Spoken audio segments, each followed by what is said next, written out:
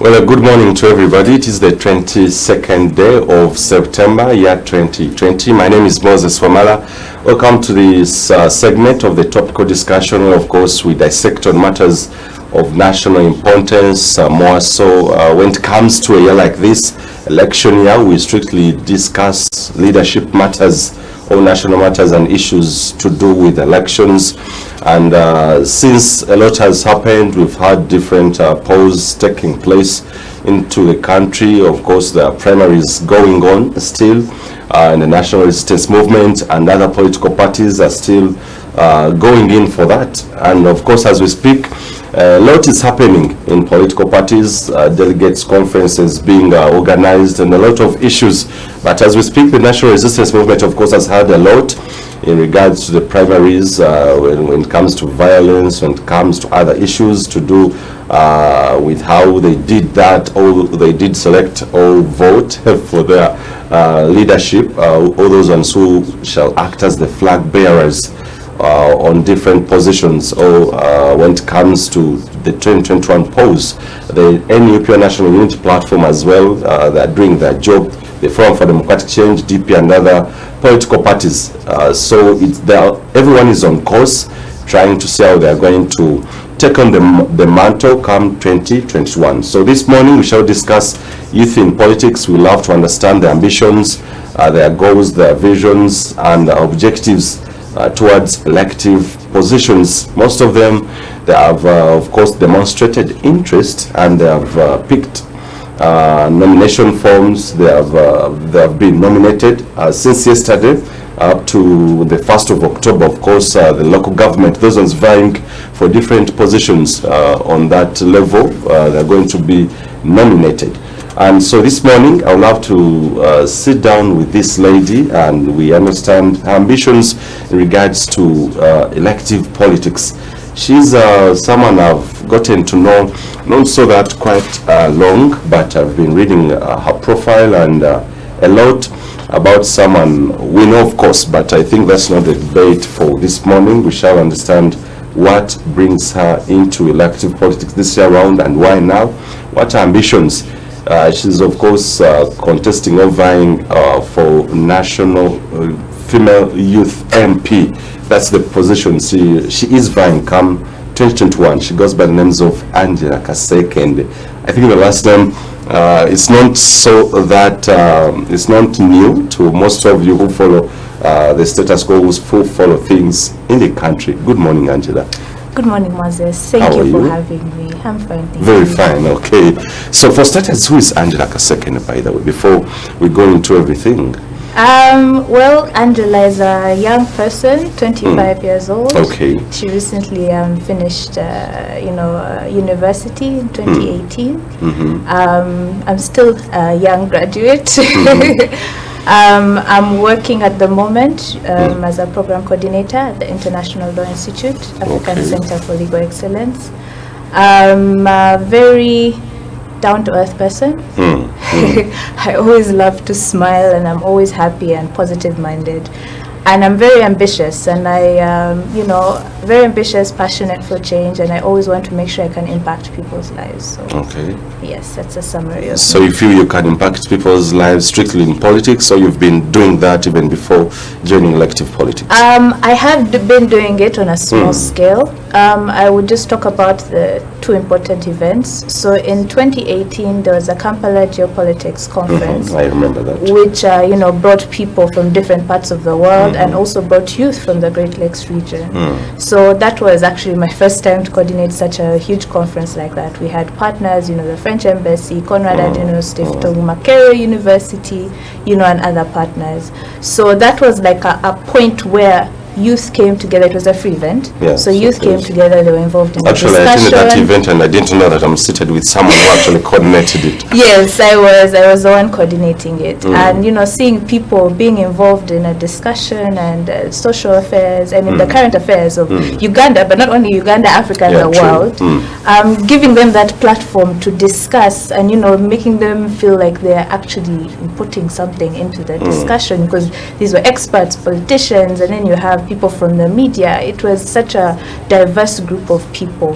And then, having students volunteering and feeling valued, and that pushed me actually to, continue impacting their lives. And I also had a project I was working on, Youth for Policy, where we were targeting, the young generation, and helping them become better policymakers. So I've been doing it on a small scale. So now I believe that I can do it on a large scale. And also because politics affects us, it influences what we do, whether you're a business person or whether you're in government or whether, in the informal sector, politics affects us. So it either affects us negatively or positively. I choose the positive side, of course. Okay, so how have you, so far, how would you perceive the politics on a national level? Is it that convincing to say that one would be, or would feel better or comfortable, would be okay with the politics shaping this country? What's your take on the politics shaping the country, by the way, at the moment? It's a difficult, I would say it's a difficult decision to get into politics because I'm new into it. Usually you have young people that have been in youth politics for quite some time. But it's a step I took because I do believe that, once you have the passion and the will to do something, go ahead and do it. Okay. And also when I was young, my grandfather would always say that wherever you go for your education, whether it's here or abroad, make sure you come back and contribute to your community. Make sure you come back and, whatever you've learned, whatever you're exposed to, come back and help your society. Don't just stick to the education and work for yourself, work for your country. So we've always, grown up knowing that at the back of our mind, and that's how we were raised. My grandfather and then my father, and then that's what we have to impact in our lives. My siblings do the same thing in their different sectors. So I chose politics. Very good. Speaking of the education, of course, I read a lot about you when it comes to your profile, the universities you've attended to, and I say to myself, how are you going to impact the society through the education, through the papers you've gotten, through the degrees you've achieved? And for starters, still you can mention those the degrees you've attained and how you're going to impact the societies. Well, first of all, exposure is also important. So you get to see what different countries have been doing for the young people. I've been blessed that I've had the opportunity to go to school here in Kenya and United Kingdom. That's where I did my university. So my bachelor's was in business and management, and then my master's was in innovation and entrepreneurship. And my favorite, of course, was innovation and entrepreneurship because you get into practical skills and then problem solving, which is needed actually in politics. You need to find out what the issue is in the country, and then you come up with a solution. So that's why, the issue that I'm also tackling is employment, because it's also dear to my heart. I've had issues with employment, not just here, but also abroad. I mean, I've been rejected many times, over 60 times. I applied. I remember for my master's, I was trying to get experience abroad and then come back, and I applied for jobs and I was rejected 60 times. So then that's when I realized that because the way they treat their young people is the locals come first before the international people. And it clicked, I started to think that, the youth in Uganda need to be invested in more. Like, we need to be put first before the rest of the people. We need to be invested in, because I believe, investing in the youth and also the women of this country is investing in the future development of Uganda. So, that's basically a summary. It's mostly exposure, the knowledge, the skills. So I went to university and then I came back because I realized that there are certain things that I can contribute to the economy, however small or however big it can be, but it won't stop me from impacting the society. It won't stop me because I'll continue going with my agenda, whether it's through politics or not. I've always wanted to do this. It won't stop me. I won't quit. So I'll always find a way to impact society. It's just that politics is the place where, with leadership, that's where it influences, decision making and on a larger scale. So that's why I chose that area. But, it doesn't mean if I don't go through, I won't continue with the agenda. Yeah, very good. That's what I wanted to hear. Yeah, I always find other ways. I always continue. I won't quit. I won't give up on the youth. I'm a youth myself. I've faced my own issues. I have friends that keep on facing issues with employment. Seeing people in the streets every day, trying to say, support me, madam, or, trying to buy a changwe, from them, it doesn't sit well with me. I feel like we deserve better. We honestly deserve better because we are the majority. And also the majority can drive this country to growth. So if we do not invest in the majority, we are going to stay stuck in the same position. Okay. Yeah. So do you see anything related like youth in this, where I think you've been following on the level, where do you see our youth going? Are they moving? Are they stuck somewhere?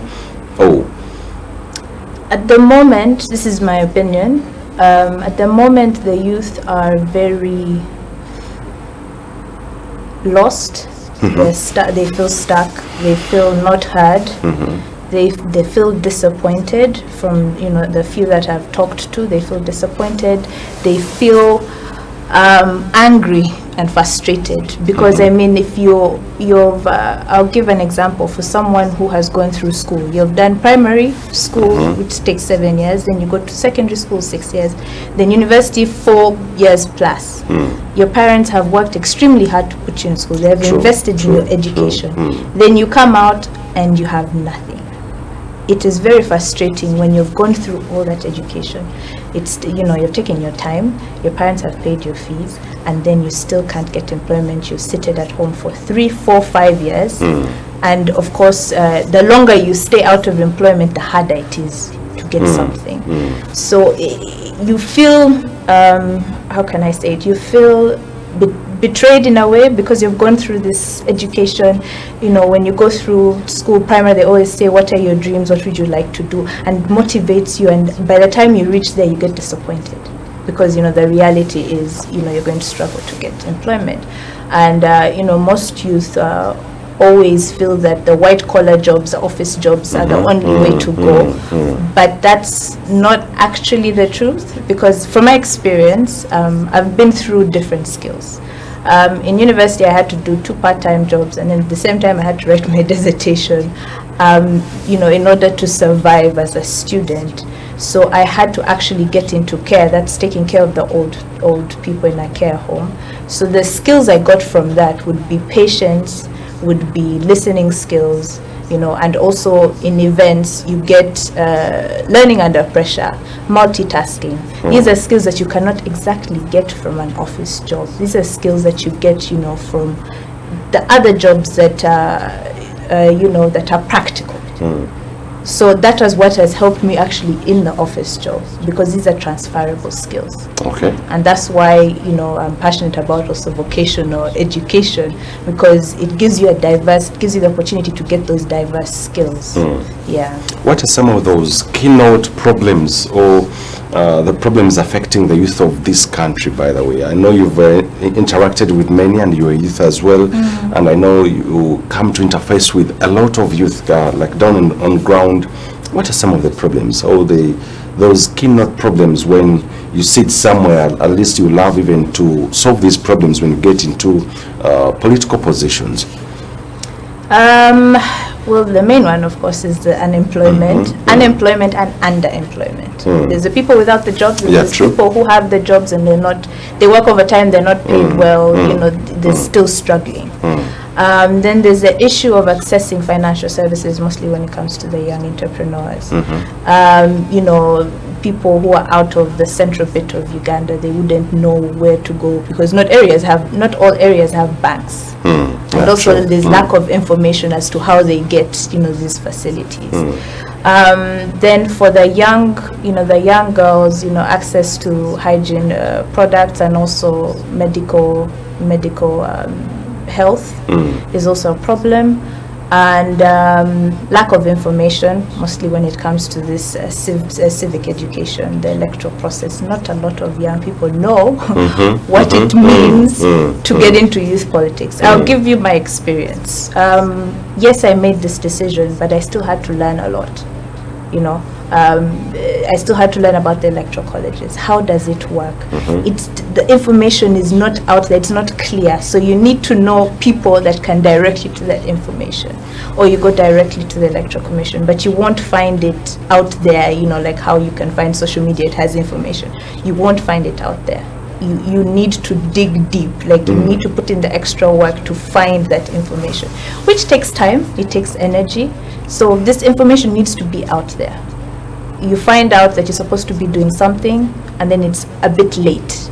So you have to find innovative ways of how to tackle that and make sure that you go through the electoral process smoothly.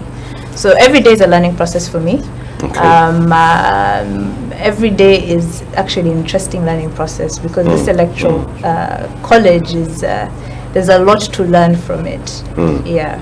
But for starters, one would love to ask, what takes you into elective politics, Angela? You seem, well, someone might just look at you and say, oh, what takes her now elective positions? She seems to be quite okay, whatever. Yes, however much you understand the problems, but you as a person, politics has been taken to that level that people are going in there into these positions for just business. What takes you into elective politics? Well, first of all, it's not business for me. It's the impact that I am looking at.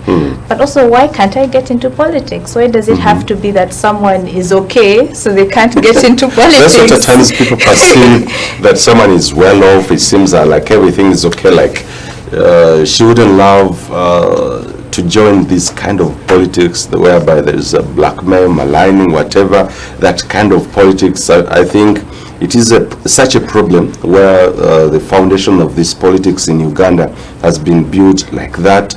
And so many people perceive those ones who choose political positions as going there for dirty games, going there for business, going there for their personal interests. So I'd love to hear this from you. What takes you there? Well, let me tell you one thing. We cannot be in this situation forever. So it's us, you know, young people must take responsibility. We shouldn't be playing the blame game that, you know, politics is like this, it's dirty, it's like that. We should actually step forward and see what we can do about it. Now, because, you know, with my experience in skilling, innovation, and entrepreneurship, I feel that I can contribute something. You know, it's that step forward that you have to, if you want change, it needs to start with you the individual. You take that step forward and you see how far you can get. Politics, yes, it's not easy. It's not easy. You know, there's a lot of things that happen, but I try as much as I can to stick to my values and my principles within this politics, because I'm all about change. And with the change, you know, I have to take a straight path. I'm all about my values, my principles, and if I can't compromise that for, you know, because I just want votes, because I believe that someone's life is not worth money for that, because there's a lot of bribery in this electoral process. It's very transactional, but someone's life is actually not, it's not worth money at all. It's more than that. So I believe that people should choose the leaders that they feel would represent them in parliament. Give them the chance to actually think through it and see, okay, this person will actually hear us, will be there for us, because most people, the people I've talked to are always saying that you need to come back. I recently visited a carpentry, you know, just to see what they do, the issues they face. And of course, they don't have the equipment, so health and safety, there's always that issue there when it comes to carpentry. But they always say that, you know, politicians visit them, but they never come back. That's the main thing I've heard. They never go back. They never go back. So like most of them, they are failing like to do their representation job. I understand that, being a politician, that you have to, in my case, I have to deal with the whole country. But I'll try as much as I can to go back to the people. Because so I love to hear this, Angela. Yes, most of them have their interests. They have a lot of things that I'm joining politics for this and this. So I love to get it from you when we come back from from the break, that yes, I'm going there for this and this and this. So so that everyone that is watching understands that yes, she's either on the right track or not. We'll do that when we come back after this commercial breather. We're speaking youth in politics and discussing their ambitions and roles they can play towards changing the course of this country. Let's come back. Don't go away. Well, it is such a pleasure and honor to still have you as my ardent audience, and it is such a beautiful morning. It comes to weather. It is, of course, shining outside. If you've just actually joined us, we are discussing youth in politics and still understanding their roles, missions, and ambitions come 2021 when it comes to elections. Of course, the youth of this country have had a lot of problems, and they still have a lot of problems to do with change, development, and growth. So this morning, I'm very, very honored to be yet again hosting a youth who is vying for a political position in elective politics. So I'm sitting down with her. She's Angela Kasekende, sitting down with her to thoroughly understand, to critically know and get the facts from her, how she's going to change the rhetoric, change the status quo in this new normal, and understand what takes her in such positions. Could there be anything new she's going to bring into the politics as a youth, and what ambitions does she have towards the youth of these nations, her vision, and everything that has to do with her fellow youth? What new things is she introducing on the scene? Angela, before we went in for a break, I just wanted to hear from you. I've interacted with a lot of politicians. I've hosted most of them. I now know and understand what their ambitions are. I now know when someone speaks, I can differentiate someone who is going to represent or is going for his or her interests. I now know someone who is going to represent the people, someone who is there for a cause, someone who is walking the talk. I'd love to hear it from Angela. Yes, there are a lot of things and projects you can do, of course, to change the status quo, to change and help the societies grow, to develop societies alongside other different agencies or departments. What takes you in politics particularly, Angela? There are many things that actually do take me in politics. Like I said, politics influences this country. Very good. It influences this country. And because I'm passionate about change, to contribute to positive change, because change can be negative and positive. Because I was going to ask you what kind of change are you talking about? So positive change, to contribute to positive change, the one way is through leadership, and it's in leadership in politics in Uganda, because politics influences us a lot. So because growing up, I've seen how politics is, and there's that fear for young people to get into politics, because either you feel that you're not good enough, either you feel that you don't have the financial capacity, or you feel that you're not well. When I started this journey, I thought that I wouldn't be able to impact the young people, but with this campaign, it's based on hope. Because a lot of us young people have lost hope in our country, and that's why you find most people have this urge to travel to different countries. But let me tell you something, you go to different countries, you'll be treated differently. You have to come back home, because this is our home. This is our home. Whether we go wherever, we'll have to come back, because this is where we belong. You go to another country, you'll feel lost.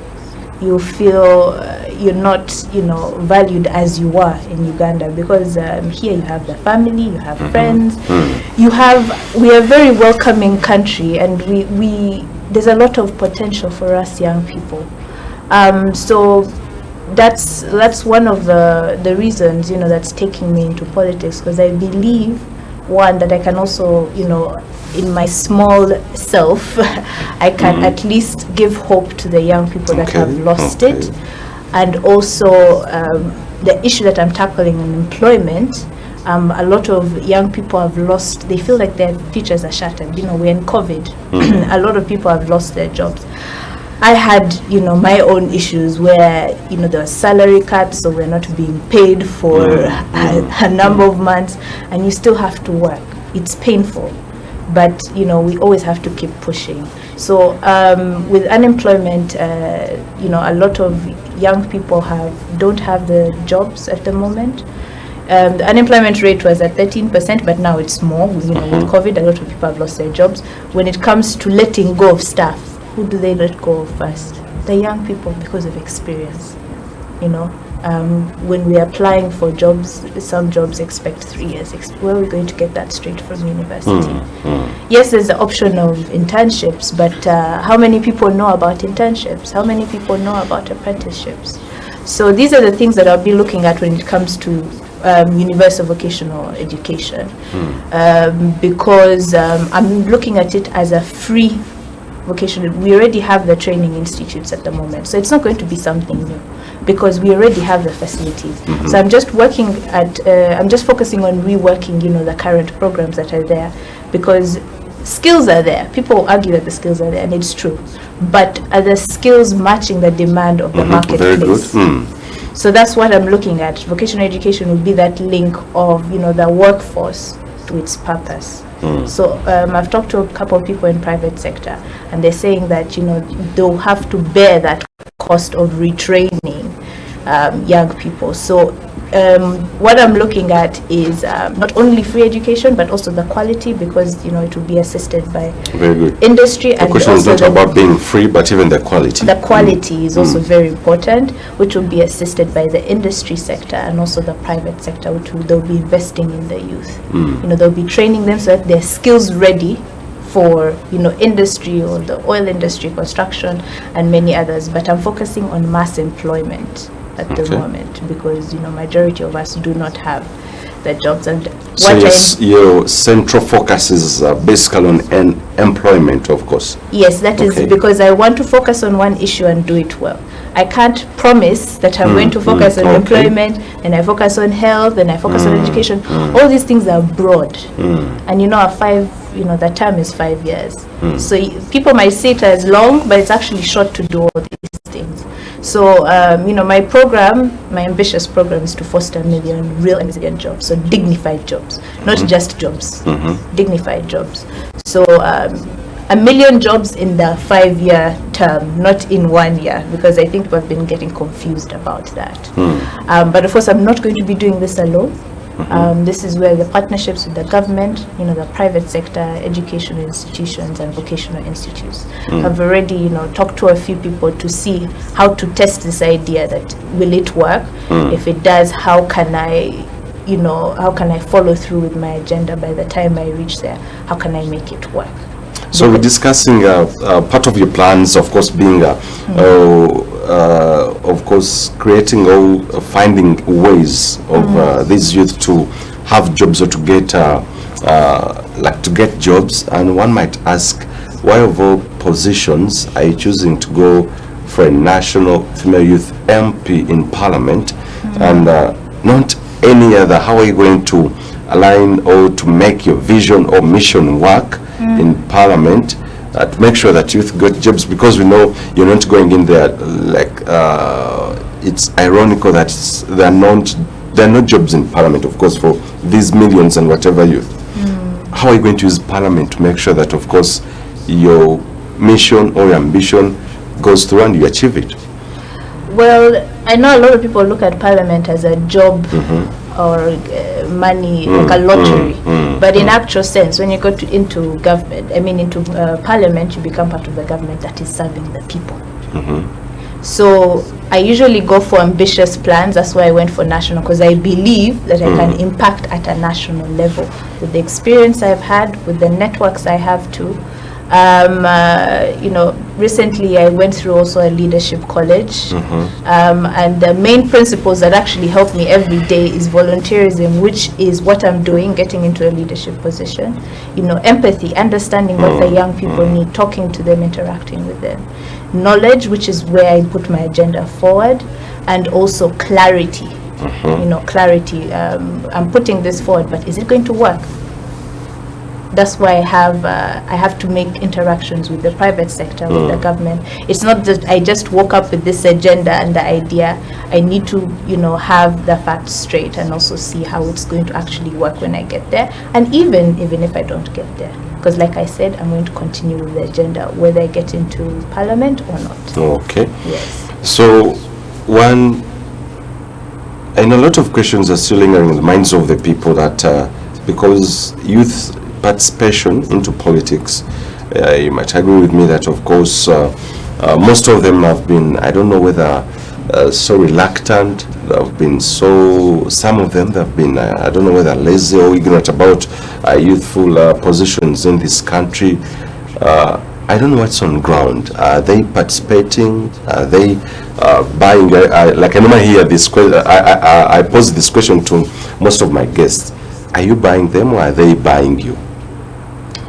With youth, I wouldn't say that they're ignorant or they're lazy. They actually do want to participate, but there are constraints. For example, the financial constraints. You'd find someone at local, village level, parish level, sub-county level. There's always those financial constraints because this electoral college has become transactional, unfortunately. So people expect, people expect money so that you can vote for them, which is unfortunate because generally I don't believe that you have to buy someone. Someone's life is worth more than money, and people need to understand that you can't buy someone's life because it's like you're selling your soul for just a vote, which is a piece of paper. It's just not right. But because that's how it's been, unfortunately, it's a tough process. It's making sure that the message comes across. There are youth out there actually that believe that we can actually promote change to this country. We don't have to go through these transactional processes because we can do better than that. We can really do, because if we continue doing transactional, the leaders that we get in there won't do anything. But if you choose someone out of principles and values, someone who will actually represent you in parliament, and you've seen it, then it will help with the process of elections. You get leaders that will actually want to serve the people, because if you start the transaction, you start paying out people. What makes you think that when they go to parliament that they won't be doing the same thing? Or if they start paying people in the electoral college, what makes you think that they won't leave you behind? That once they get in there, they'll shut you out. But you're better off having that relationship, where there's no transactional, where you question the candidate and you find out together how, if you feel the candidate is not really attending to your needs, then that's where the candidate needs to listen to the people, first their issues, and then also the people can provide you with the solutions, and then you see how you can put it in your agenda. Because with unemployment, it's quite broad. So you get people that will. I've had a couple of people that have asked me, how about the entertainment industry? How about if I'm an accountant? But this works for everyone. It's an umbrella. Skilling is an umbrella because it's providing diverse skills at the moment. It doesn't mean that you're left out. So it's good to listen to the people rather than just buying them out. Okay. I think most of you don't understand what I mean, and at times I put it in quotes that are they buying or you're buying them? Basically what I mean here, do they buy your ideas or do you convince them? Because many people's of course, many people drive or tend to be driven away by, when I ask, do you buy them? They run away with money, or they think it's money. But when you sit down with them, do you see their hearts being coming to their souls when they hear when they listen to your ideas? Do you have a transaction, not money, but a transaction that feels that yes, of course, I've listened to her, I've listened to Angela, well and good. She has won me. let me buy off her idea, I'm going to, I will support her. Like, yes, I know this is going to be a delegates thing, but coming to the ground, these people, do they feel, and do you feel them? And at the end of the day, do you see anything that when you interact, you have something common that will take you into the parliament? Yes, I'll just start off with, when I started this journey, I thought that I would not get that much attention. Very good, that's what I wanted. My expectations, you know, it was more of let me try and see, but I wasn't expecting this much attention. So when I speak to people, they actually, you know, buy in on the idea. They would want to support, and, you know, they understand, because my platform is on hope, growth and prosperity, and I'm all about, you know, the youth as the hope of the country. We are the future of Uganda. And, you know, when I talk to them and also link it to the employment issue, they do buy into the idea. It's just that I need to explain to them, like, what I intend to do, why I'm doing it, and also listen to their concerns. Because, you know, this is a two-way conversation. You know, being a leader, you have to have the vision, very good, but you also have to listen to your people. Because at the end of the day, I'm just one person, one young person like this, trying to solve everyone's issues. I can't solve these issues by myself. It's the people actually on ground who know what they're facing. You know, I can't assume that someone in the eastern region faces the same issue in the western region. Good. They're different issues, but then the solution can tackle those issues together. So it's just listening to what, you know, their concerns, and seeing how you can come up with how my agenda can fit in with those issues. Very good. When it comes to that question now, of course, it's very interesting for me when I like I always ask it to my guests, that what I know, politicians and even some people, of course, in that who are vying for political positions, they have to sell their ideas. Where I'm calling it a transaction without money, a cashless, like a non-cash transaction, you have to sell your brains, you have to sell your ideas. There are people who would love to listen to what you're going to be doing, what are your plans, what are your things, and they either buy you or you either end up losing it. It's not it's a non-cash business whereby you have to sit down, convince, persuade, and at the end of the day, you gain someone. What are those ideas you tell them to, or you tell to them that, yes, of course, this and this, this and this, I'm going to be doing this. At the end of the day, they buy your ideas. And so I'm looking about the exceptionality. Why, Angela, why they are giving you their attention? Could it be the good ideas? I've seen and I've heard a lot of politicians who are, I must say, very beautiful and nice looking. People buy them for their looks. There are those ones who have been bought just for their ideas. They speak well, they articulate issues, and at the end of the day, people say, oh, let's go in for this one. What are those exceptionalities that you say that, yes, perhaps have the good manifesto, have the best this and this? What are those things, Angela? The advice I got before I got into this actually was communication is very important, and also showing the people that you're actually going to be there for them. So what I do with the many phone calls I get, to the many messages, I try my best to actually respond to them as me, as Angela. Forget the politician, forget the person who wants to aspire for, who's aspiring for National Female Youth MP. But me as Angela, like I'm talking to a friend, like I'm talking to you. So I try to be myself when I'm talking to them. I try to see, to gauge, you know, I'm more of a doer than a talker actually. So I let them talk first before I talk, because people need to be heard. And that's the first way to hear out someone. When, you know, if I'm to call back, you know, I always ask them, how can I help you, you know, and then they state, okay, I've seen you on TV, I think this, I'm okay with this, but then I have an issue with this. You let them speak, because this is how, you know, feedback is also good for a leader. You cannot turn down feedback, whether it's good, whether it's bad. That's about, you know, that's how you actually gauge the agenda to see if it's going to fit. So feedback is also very important. Communication is very key. So I try as much as I can to talk to them on a personal level rather than talk to them as a politician. Because I think what the issue here is, people always ask me, are you talking to me as Angela or are you talking to me as a politician? So I have to make sure as much as I can to talk to them as Angela, and also when I see them, you know, I let them call me Angela by my first name, because we're all young people here.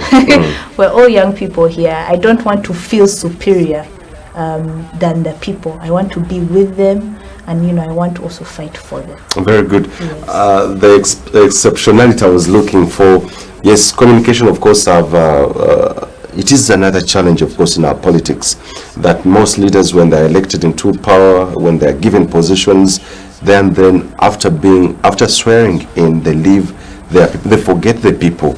The communication, they kill the communication, they kill the relationship, and at the end of the day, you find that there is no any connection. There is a very, very big gap when it comes to... Maybe one thing I can add, because I always try to see both sides. So people, when they get into parliament, there's a lot of things that they'll have to do, right? So of course there's a lot, they can't get the phone calls there and then, however they can return them when they can, right? And those ones so I think the issue here with the people, you know, from the different parts of Uganda is when they go, they can't communicate to them completely. But I know that there's some politicians there that do communicate, to their not all of them are bad, not all of them are like that. They communicate to their constituencies when they can, and they also visit them when they can. So I'm not saying that all, you know, politicians are bad. There's some good ones out there. And you know, they really try their best to make sure that they get back to their people when they can, because you know, get into parliament, you have to get into the sessions, and then at the same time you also have to go back to your people, listen to their concerns, then back and forth. So I would say that they won't be able to get those phone calls there and then, but they can always, you know, create the time to call back their people. Very good. I would love to hear about the 10 or 100 or the first 2 years you in parliament, in case you're elected into that position and you're given an opportunity to be a leader.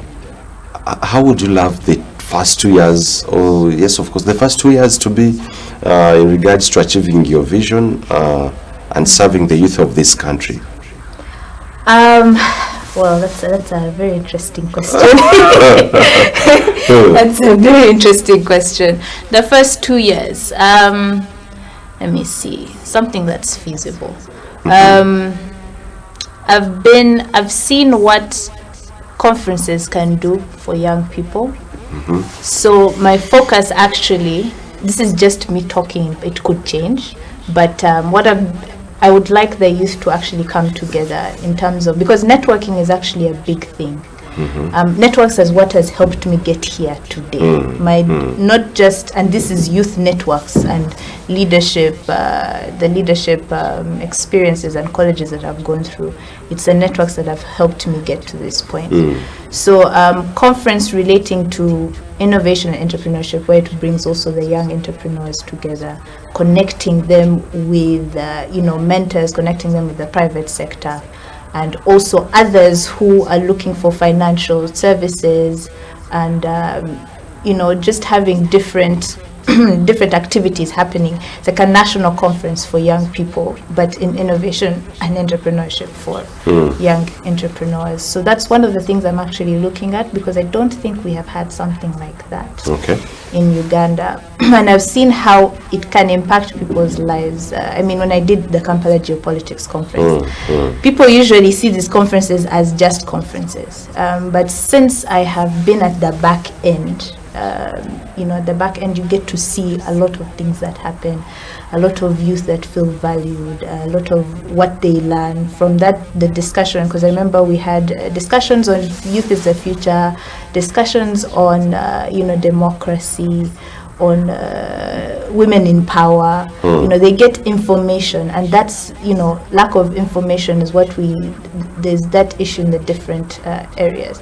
So instead of actually having that conference in Central, where a lot of, it always happens in Central, I think that it should actually be in another region that gives a chance, to people in that region to come together rather than always looking at the central bit. Because at national level, I have to think of what programs can help stimulate the different regions, because from my, experience being in university, my university, the city I was in, was actually like a hub of SMEs, of young entrepreneurs. So these countries have different districts that are linked to either entrepreneurship, or you have, Silicon Valley in the US that's just for technology. So, I believe that in Uganda we can also have that, mostly when it comes to industries. If you want the agro-industrialization, you look at where the agriculture industry is based in the different regions. So yes, that's basically like a summary. Very good. Yeah. When I come back, I'd love to understand the kind of representation, the kind of leadership you envisage, of course, to bring on table, to actually to bring forth to the youth of this generation, and as well discussing the next generations of this country. How would you envisage to create a path or to create a foundation that will make them feel better and actually happy and proud of you, that yes, of course, the years you served in Parliament, they were not a loss but as well a win to them. So when we return, we shall be discussing more about youth in politics and elections, and understanding how they are going to their visions, how are they going to be implemented, and how are they going to lay a foundation that will see them achieve these dreams and changing the societies and communities in Uganda. See you in a bit.